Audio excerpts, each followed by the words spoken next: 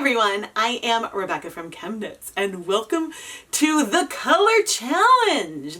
I am going to be limited to 3 colors of acid dye plus whatever bare color is on the yarn. So technically I suppose that's a 4th color, but I'm going to be limited to 3 colors and I'm going to dye a lot of different colorways just with those 3 colors.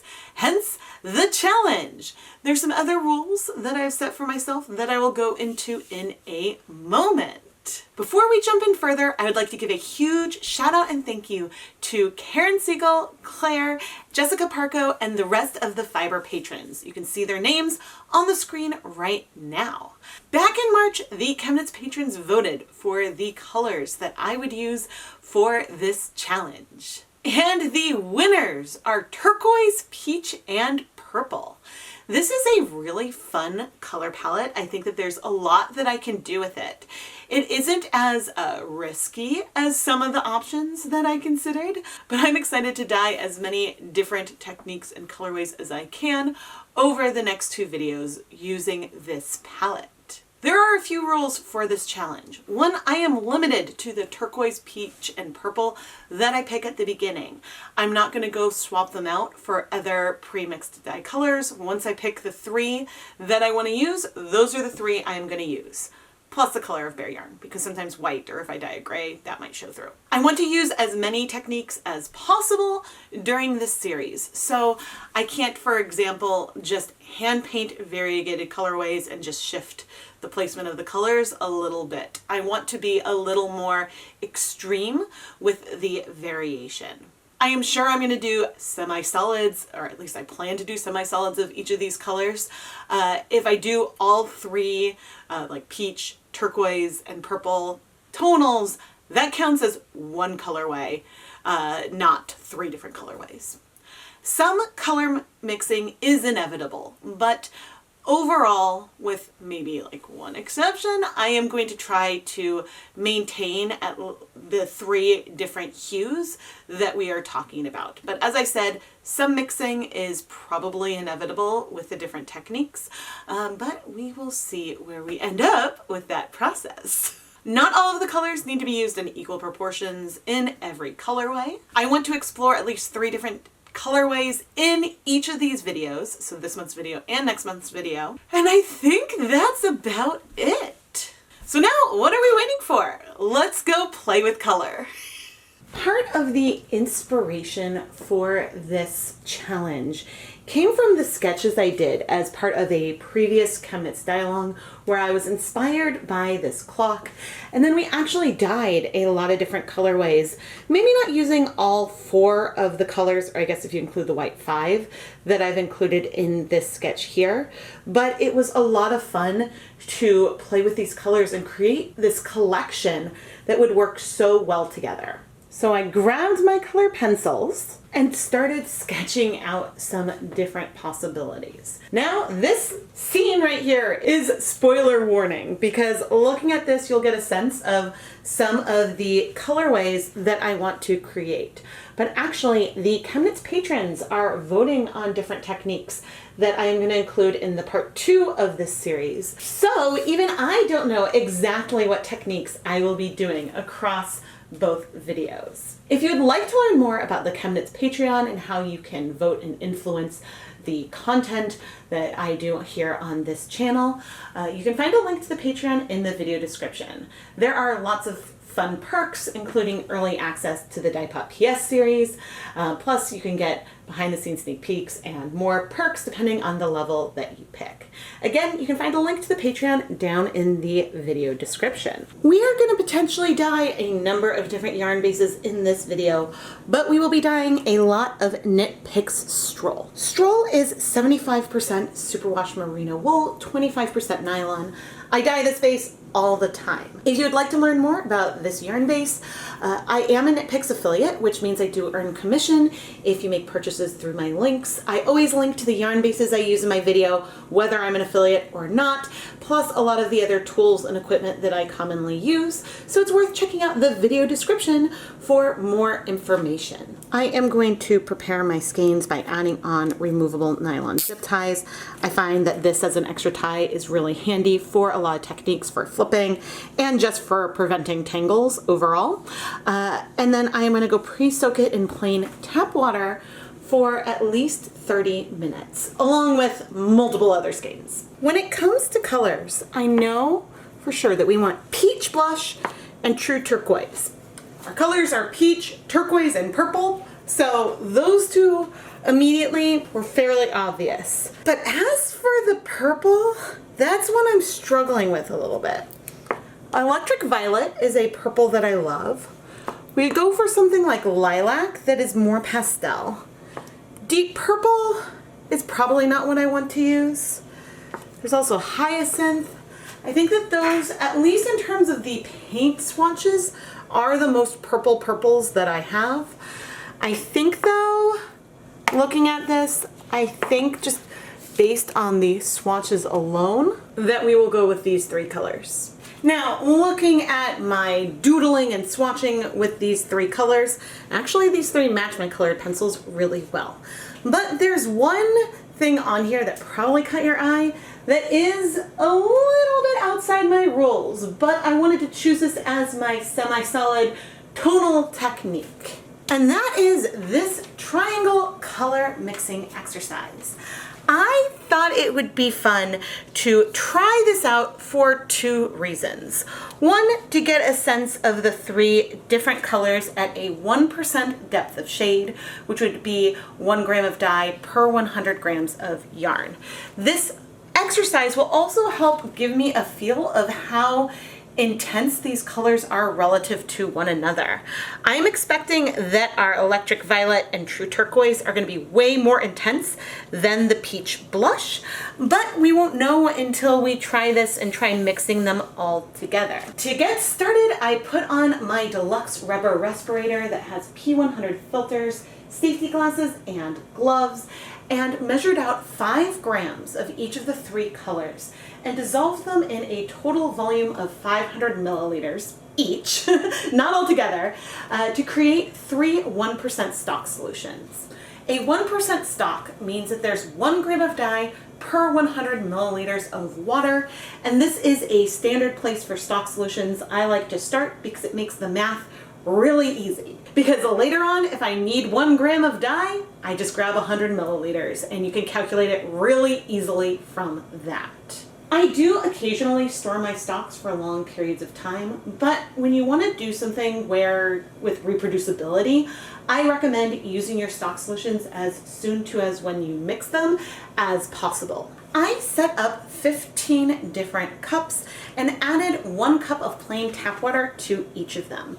And then I added a total of 10 milliliters of dye in varying proportions of 1 to 3 colors, according to the protocol that I have done a few times on this channel already. I will have one of my jacquard color mixing videos linked down in the video description, so that way you can go and follow the protocol and the actual recipes a little more closely. The reason why I'm only adding 10 milliliters of dye to each of the cups total is that this gives us a 1% depth of shade total in all of the cups. I'm going to be using 10 gram mini skeins of Wool to Die Force titanium sock, which, like Stroll, is 75% superwash merino, 25% nylon.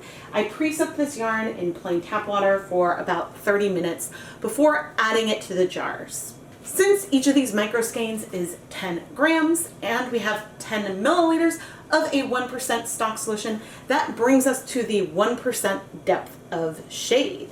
But setting this up, not only can we look at each of the three colors individually and compare it, but this will help give me a feel as I am using them together. Mixing is not the ultimate goal, but if I want to make sure, say, peach speckles show up on a pale blue backdrop, then I will really need to get a good feel of the proportions and which is more and less intense than the rest. This set of colors is really, really fun, and I have to say, I love this teal that we got from mixing the peach with the True Turquoise. But as I hypothesized, the blue and purple dominate. The turquoise and the electric violet are the most intense. I would say between the two, they do average to a reasonable blurple that does feel like it's partway in between. So I feel like they're reasonably well matched. And the peach blush does make a difference in both of them. It is, I mean, the jump from this is 3 parts peach to 1 part either of the colors, that is a large jump there.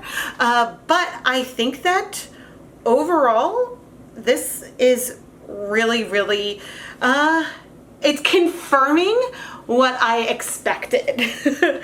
So I think that if I want to pump up this peach color, I would probably want maybe 2 to 3 times as much if I'm hand painting, and I want the peach to be as vibrant as the turquoise and the purple, which is, again, one reason why I wanted to do this exercise.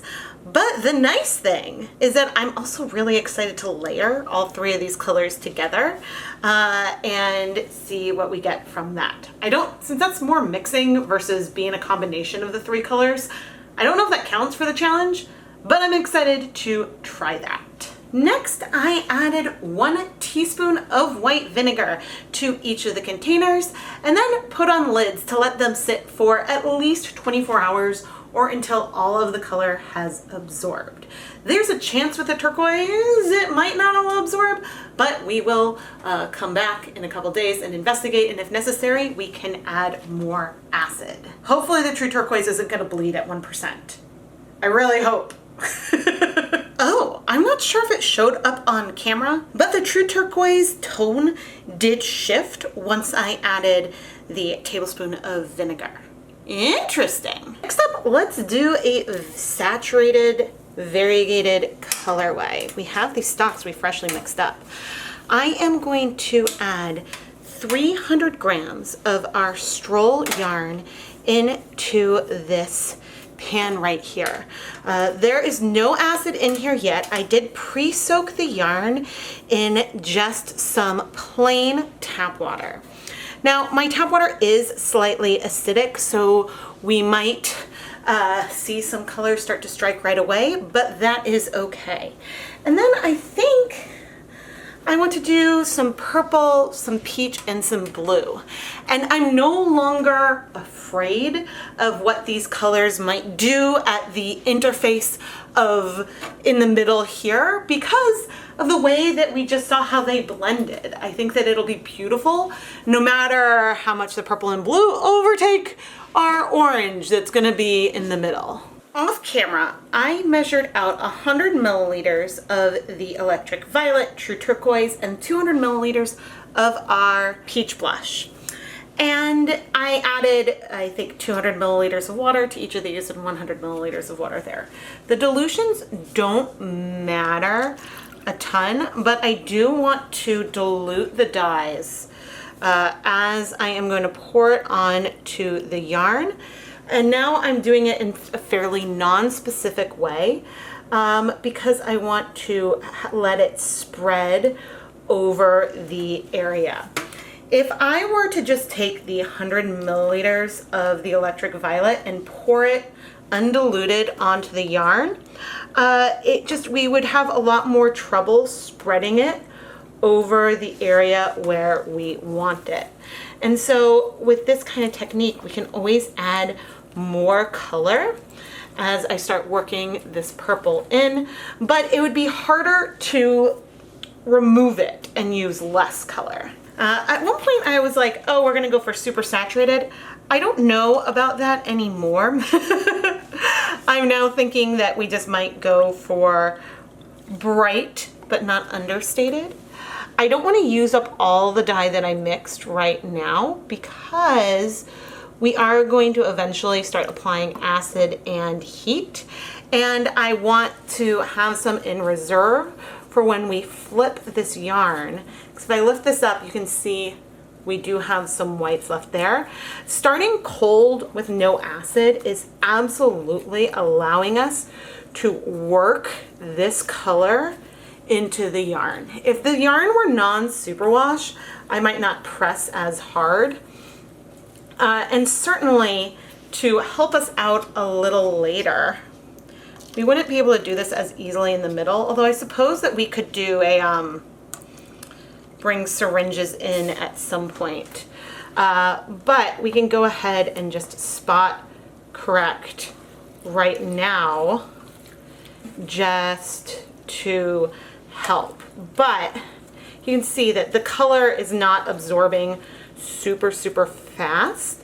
And as we add more dye, we will be adding more liquid in here. Oh, that's a lot of blue.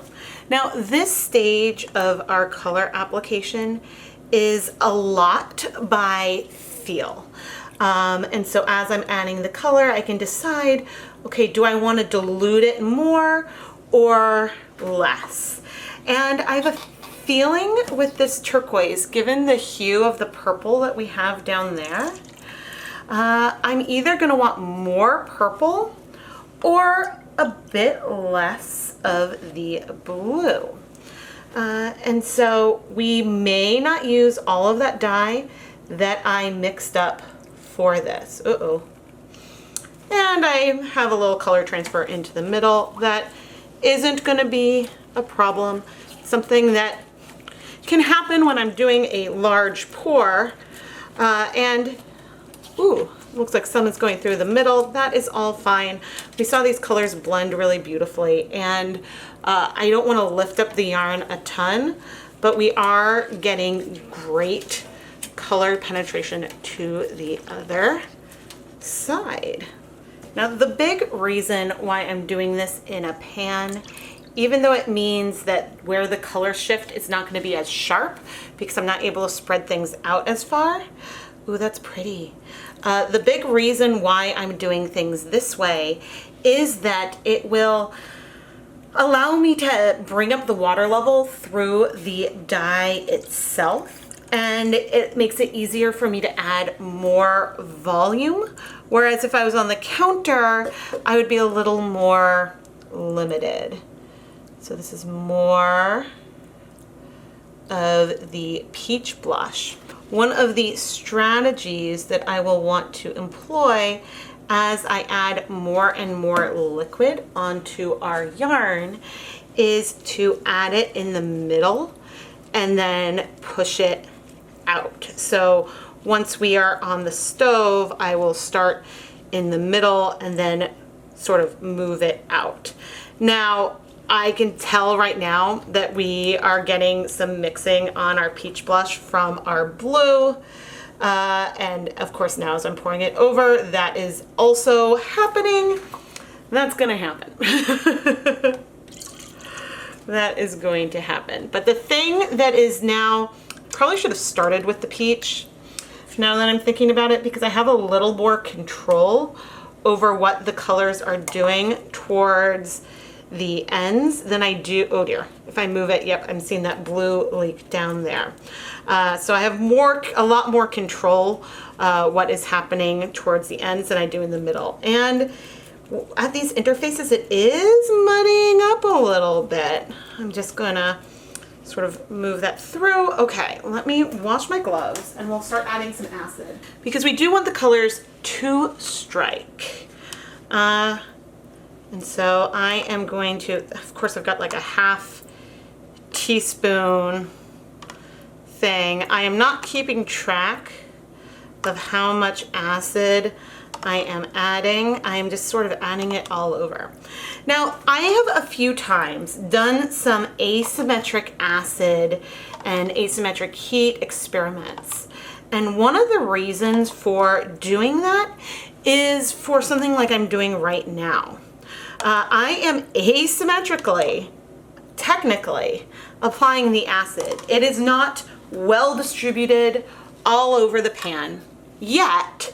It might move and it will do so eventually. But the reason why I am pointing this out right now, and the reason why I wanted to do those tests in the first place, is because I was really curious what would happen if when we add acid, if it is asymmetric when we first apply it, how much does that alter the finished color that we see on the yarn? And so that's a big reason why I was curious, because if we see a lot of tonal variation, is it because I added the acid in little spots?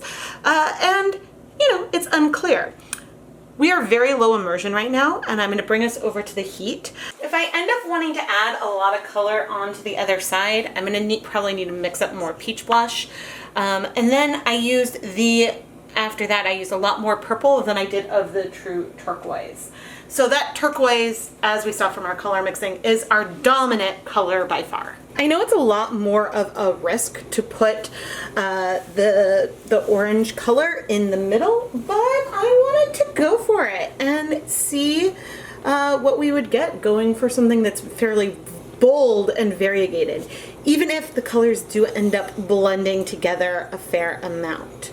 I have put things on high, not for very long, just for about a minute or so. And you can see we're starting to get some steam and movement. So I'm going to reduce to a medium low. We don't want it to heat too fast, mainly because there's not a lot of water in here right now. But coming in, you can see that we have not heated, again, I said about a minute or so. There's some yellows that are left, but a lot of that peach, and there is still definitely some purple that hasn't yet, but we're seeing a clear spoon in the water down here. It's probably more from the acid than the heat. The turquoise, ooh, okay, that color is going to take more time. We may not, maybe this is a sign we're going to have to be careful with that color. Okay, let's do some more acid. Okay, this is just straight white vinegar, and I am pouring it over that turquoise. Not really measured, and I am trying to press to work that through a little bit, but it's okay if it takes some time. It's just if we don't want things to, say, move around and spread a lot, then we care how quickly the colors strike. But this is a good example of different colors take different amounts of time. So I am going to keep the back heat a little bit higher, I think, but the front one is just going to be low right away because, you know, with an exception of a little bit of like a pocket of purple, this is all pretty much absorbed already. So there is still heat on, but we're going to focus it down there, and I'll come back in about 10 minutes. Alrighty, it has been 10 minutes. Okay, we are starting to clear. Oh, it has mostly cleared. Just not quite so much at these edge areas, but it has mostly cleared in that middle area. Some colors just take more time. I am just kind of carefully moving that through. We'll go ahead and give it 10 more minutes, then we will flip and see where we need to add color to the other side. Been another 10 minutes, and looks like all that blue has absorbed, thank goodness. So let's lift all three together. Okay, not bad, not bad. That water is looking clear. Not bad at all.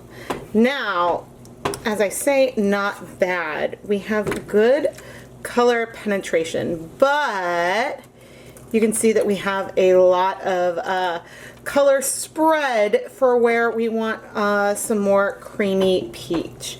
So I think what I want to do is this. So we are going to apply more creamy peach to this area. It is going to layer with the other two colors, but I don't think that it will be that bad.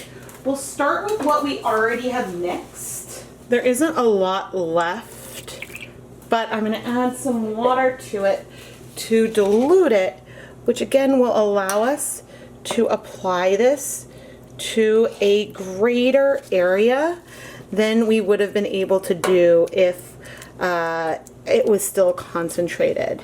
And, okay, I do definitely want more, but it's probably striking pretty quickly. So I'm not going to measure. I added like this much from our stock solution, and I'm actually going to pour back into here because since it has a spout, I can more apply the color where I would like it. And you can see that this is enough that it is giving us more of this creamy peach tone. I do want to increase the heat. We don't want this color to spread too far, but we will come back and check. Yeah, I feel like that there will be some patches where we will end up wanting some more. I think this is absorbing like super quickly. So I am going to speed things up and wait a few minutes before adding a little bit more of that creamy peach color in areas that I feel like I want a little more pigmentation. I think my error with the technique this time, and I've been playing around with this cool hand painting technique for a while. I should have started by adding the color I wanted in the middle there first, because I think that by the time I was moving the color in the middle, since there was color on the sides and a lot of liquid, that was bringing it through versus doing the middle and then really focusing on the ends. So I think that that's what I would recommend next time, especially if you have one color that is going to be really easily overtaken by some others. Finally, I think everything is well set. But once I was satisfied with the color, I just added on some water with vinegar that I've been using as a pre-soak elsewhere. And turn up the heat to heat for another 20 minutes. Then I turned off the heat and let everything cool completely. Next up, heavy speckles. I took 300 grams, actually 400 grams of stroll, pre-soaked it in water with a half cup of white vinegar so we'd have that acid in there. Then I squeezed out most of the water and arranged the yarn on the countertop so that way I could expose as much of it as possible, keeping one skein on hand as a yarn mop to wipe off my gloves as I go between the different colors of dye powder. Then I liberally speckled on the color using one at a time, making sure my hands were completely dry before going back into one of the dye containers. Oh, and of course I'm wearing my respirator mask, safety glasses, and gloves because I'm always using that whenever I'm dealing with dry dye powder. I also made sure my fingers were clean of dye before I flipped the yarn over and then started applying the colors to the other side. Then I steam set the yarn for 30 minutes in my steamer basket. Once our speckled yarn, heavy speckles, was in the steamer basket, I took this yarn mop that I had been wiping my hands on the entire time and used that to wipe up the dye off of the counter. I think that my plan with this mop is to steam set it for 20 minutes, but then hold on to it because if I'm doing anything else with dry powder, I will reuse this same mop. It is time to remove this yarn from our steamer basket. Very carefully. It looks like, well, there's maybe a tiny bit of color down at the bottom, but we were dealing with dry powder, so that isn't super strange. And I'm gonna go set this aside to cool and we'll steam our yarn mop. So it's okay if there's a little color on the bottom there, we can just wipe it on up. I think I'm actually gonna pop this back into the steamer basket and let me show you why. There are some areas where we still have some color that has not fully absorbed. Now this could be because maybe it didn't get saturated enough, I'm not sure, but for full disclosure, I wanted to point that out. So I'm gonna just pop it back in the steamer basket for another 30 minutes. Sometimes just a little bit of movement will probably help this resolve, or else we will rinse that out. The promising thing was that when I removed the yarn from the pan and rinsed it out, there was actually no dye residue in this pan. So I really think that it was just like a tiny little fluke and another round in the basket won't hurt. it occurred to me that we can measure how much color we have left here because this is a 0.33333% stock solution. Okay, so we have 70 milliliters of our electric violet. If that were a 1% stock solution, that would be 0.7 grams, but it is a third of that. So it's like 0.23 grams of dye total. Perfect. I'd say that this is a great amount to get a pastel lavender color. Perfect. For our penultimate colorway, I want to start with a pastel base, and we're gonna speckle, but this time we're gonna get super fine speckles using citric acid. So I want to do a lavender base. So I'm gonna add the remaining amount of our electric violet, which if you recall, I just said we had 70 milliliters of that 0.33% stock that we had mixed for the other colorway. I've added it to my 8-quart pot that has no acid in it yet. And now I'm coming over with 300 grams of pre-soaked stroll fingering weight yarn. And you can see we've got this beautiful, beautiful pastel purple in the works here. Now I do want to, we might be soaking in some color already. I do want to separate the yarn to help move all of this color through. It's okay if the lavender is tonal, but the reason why we don't have acid in here yet is that if we already had acid in here, then those differences, you can see we're actually soaking up the color already. We saw that this color soaked up really quickly, so those differences would be a lot more dramatic if we had acid in here already. And so this is just allowing us to get more even color coverage. Not perfect, just more even. Okay, so now I'm going to add some acid in the form of a pre-soak I used earlier. So that water initially had half a cup of vinegar in it. I'm not sure what our concentration here is, but we do know exactly how much dye I added, which is pretty awesome. And so therefore I'm glad that I did measure the dye before not measuring how much I was adding onto the yarn for our variegated colorway. I could move this to the stove top, but you can see that the color is really starting to clear.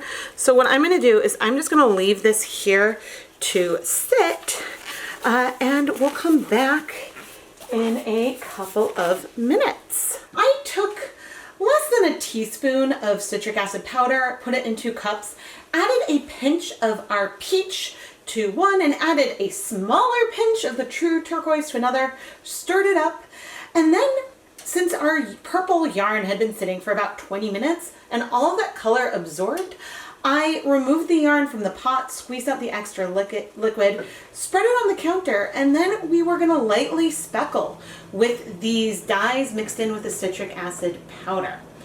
And I have found that this kind of technique gives really, really sharp speckles. And I thought that it would just be a lot of fun. I feel like of all the colorways we have created so far in this video, this one stands out a little bit from fitting into like a collection that you can mix and match and pull everything together.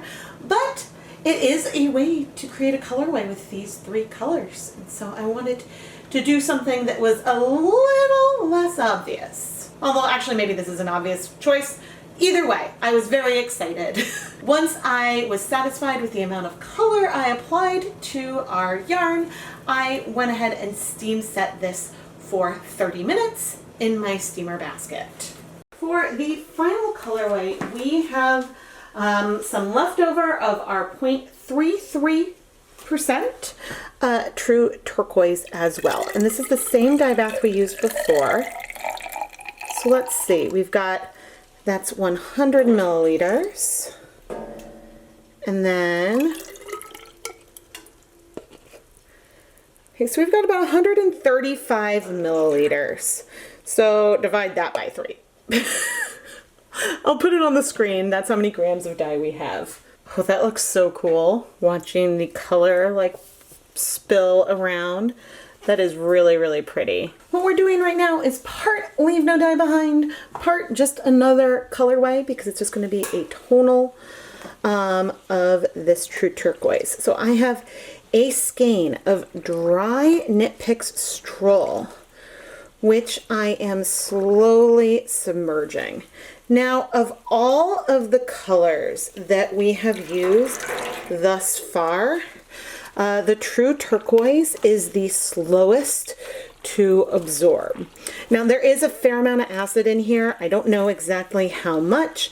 And it's warm. It is, the heat's not on currently, so it's not hot, but it is definitely warm. And I would stop touching, but my goal is to remove dry patches so that there's not like a weird white spot. And so that's one reason why I am squeezing it right now, so that way I can sort of observe where we might have some dry patches. But actually it's looking pretty good. There are a few dryish patches, but there's also enough color left that we might end up with like a semi-solid versus something more tonal. But all right, I am going to leave this here. I'm going to turn on the heat and heat it for at least 20 minutes. Okay, all the color absorbed. So I'm going to set this aside. It has been 3 days, and let's go take a look at all of these micro skeins. This is the reason why I decided to wait 3 days just to see. See that? That's actually not a minimal amount of color that is left. Let's take a look at something that has less of that True Turquoise in it. So here there's a tiny bit of blue. That would be reasonable or acceptable, but I know that with our other colors, that water is clear. I think that the turquoise will all absorb at this concentration, but I think that it just requires heat. So cool vat stuff works really well for some colors, and clearly this is one that it does not work as well for. I'm not sure if it's just my batch of this color or if it is, because I don't think I saw this with the turquoise when I did equivalent color mixing with jacquard. And so let's see.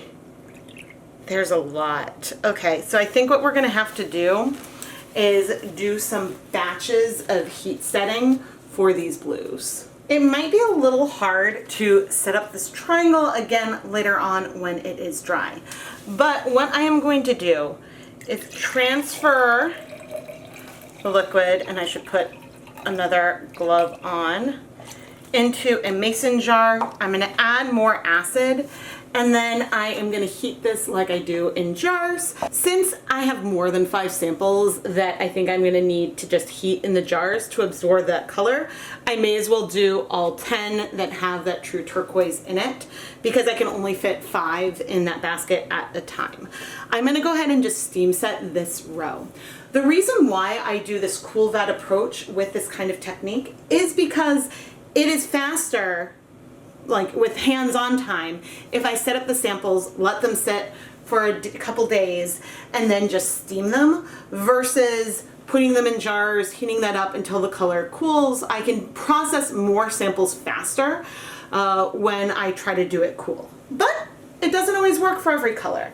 So it's possible if I added more acid, then it would have worked with the turquoise, or maybe it needs heat. The thing that I don't know is if I'm going to be able to really keep track of the different colors and put them back in the right order in the end. But that is also something that will be interesting. If I'm struggling to put these colors back in the triangle order, then, well, that means that there's a lot that's really similar. I'm going to add a tablespoon of color to each of these jars. And while I am at it, I'm going to go ahead and do it to these right here. I'm going to heat everything off camera, and then the washing will be part of a time lapse. Thus far, I've already washed everything else and it's all dry. Nothing has had any major bleeding that didn't resolve really quickly. So you'll notice if this bleeds more. But I am going to make a note for myself for when I go ahead and do my triangle exercise with Dharma dyes, using this true turquoise, I believe, I forget if it's a primary.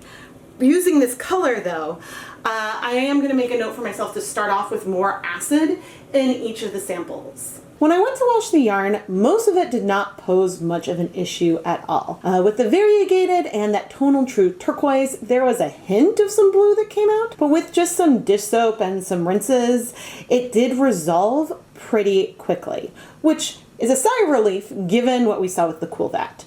Now, with the speckled yarn, I did go reset it because not everything dissolved right away. And I did see a little bit of blue come out. And so I used Synthropol to help try to prevent back staining on the yarn. And the slight blue did persist through a few washes. So I decided to add some white vinegar, which helped everything resolve really, really fast. With our lavender, there was really no bleeding at all. There wasn't a lot of the turquoise, so that wasn't a problem. And the yarn mop, which had also been heat set twice, again, didn't really have an issue. Now, our Cool Vat yarn. I just was watching the blues, all 10 that had the true turquoise in it, and here we saw heavier bleeding, which is I was a little surprised and perplexed. Granted, it is a different yarn base, and we did a different technique, so I'm not really sure what it was. In some of the cups, it did look like that there was some turquoise that maybe had crashed out and settled weird. I feel like this is something I've observed before and did like a second round of heat setting back in the day. I actually ended up filming this, and so this showing the washing is longer because I decided to film this for a Synthropol Part 2 video to include there. Because I was like, haha, I finally have something that's bleeding that I can show off. But with Synthropol and soak, and I'm trying to look and see if I did add vinegar, it did stop. So soaking with that Synthropol did really help. And finally, the purples, those washed really well. I hung up all of the yarn to dry, and then we could have conclusions. Here is all of the finished dry yarn. The 3 acid dye colors that we use today are Dharma Creamy Peach, True Turquoise, and Electric Violet. Right here, these 3 colors are all at a 1% depth of shade. And I think at 1%, the Creamy Peach is actually very peach. It's not very saturated, but it is very true to its name. I think I would have expected the Electric Violet to be a little more saturated than it is, but the 3 colors work really well together. I started this challenge with some color mixing, even though mixing isn't really part of the challenge, but I wanted to get a feel of how these 3 colors would blend together to help me feel less afraid of blending happening if I do techniques where they might cross and layer together. And the 3 of them, when used in pretty even proportions, blend into gorgeous colors. The Creamy Peach is definitely less pigmented than the Electric Violet and True Turquoise, but I would say that the Electric Violet does have a fair impact on the color. But the turquoise, I think, is the most pigmented of the 3 colors. This was my first time playing with this type of color mixing, not using primary colors. And I am definitely interested in doing more standalone videos on this technique. So, what color combinations would you like to see me mix together?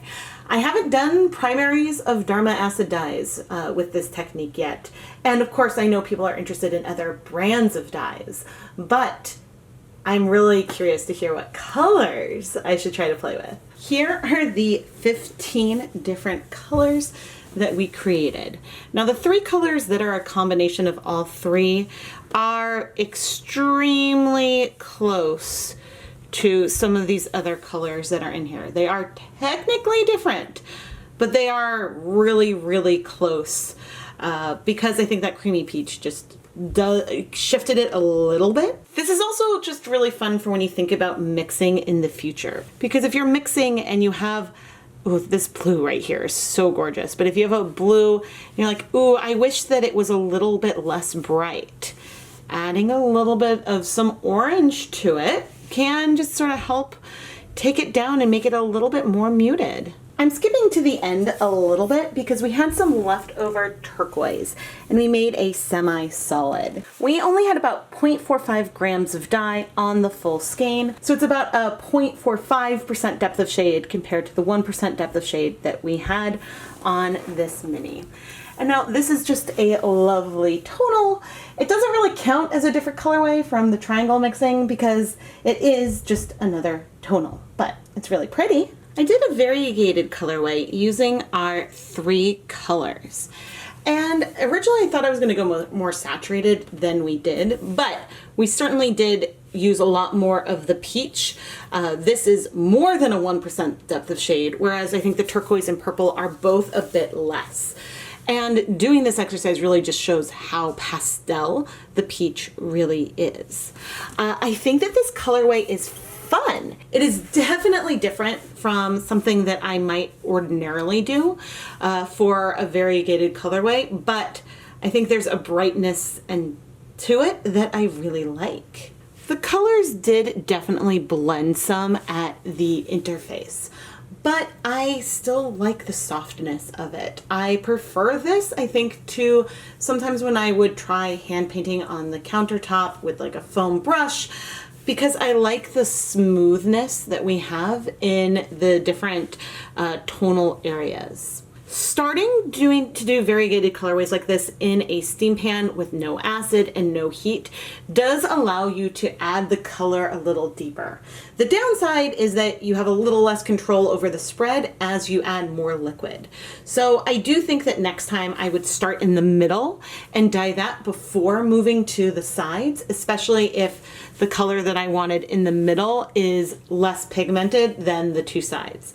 But again, I'm happy with how this turned out. I think besides the color mixing, which I always just find really satisfying, this speckled colorway is my favorite. These 3 colors blended beautifully. And in powder form, that creamy peach really does pack a punch. Granted, when speckling, I went a little heavier with it than I did the other 2 colors because I knew that it was so much more pigmented, but this all over speckly colorway is just really fun. I think that this exercise really is helping me when it comes to overthinking a lot of things, because a lot of times I find myself overdoing it with the total variety and total number of pigments that I use for a project, and I'm just having a lot of fun with this.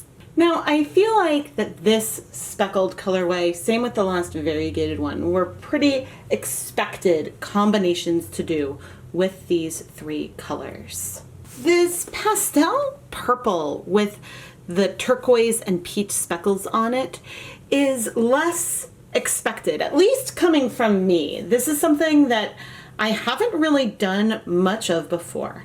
I think that when I am going to speckle on a colorway, maybe I would have done the blue on the purple, but having that orange on there is, for me, and I think what I've done in the past, more unexpected. And I think the results are really subtle and fun. The peach speckles are absolutely sharper than the turquoise speckles. Yes, there are some areas where we have sharper with the turquoise, but I think that overall that color tends to set a little bit slower and blow out a little more. So I've definitely used other blues where then I've ended up with sharp little specks, a little bit like the peach. Overall, I think all of these speckles made less of an impact than I was expecting. Maybe especially after seeing how bright they were over here. So maybe I need to try adding more dye with my citric acid, so that way it gets coated. Maybe that will make them a little bit punchier. But at the same time, I like how subtle this is. I am finding this exercise to be so helpful because I am looking beyond just what the 3 colors are and really pushing to see what different ways can I think about these and play with them. And I have so many ideas of what I want to do for the part 2 of this video. I think this colorway would also be really, really fun with the peach with the purple and blue speckles on it. I definitely am interested in trying that. Although, given my rules, it wouldn't really count as a new colorway because technique-wise, it would count as the same as this, but we'll see what we end up with at the end of the next video, and maybe we'll just have to give that a shot. Finally, we have our yarn mop, which is technically our last colorway, and one that will likely be repeated in part 2 of this series, because I just really like creating a colorway where I'm not really focusing on it and I'm wiping off that extra dye off of my gloves. And this pairs incredibly nicely with everything else we created in this video. Technically, today we created 5 different types of colorways in this video using just 3 colors. Of course, I do have many other ideas that I didn't try out today, and that's why I'm so excited to do a part 2 of this video.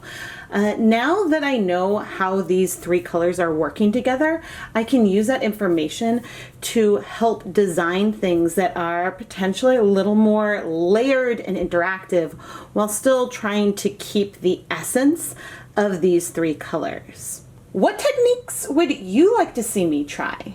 By the time this video is public, I've already filmed part 2, but I am absolutely open to trying this challenge again.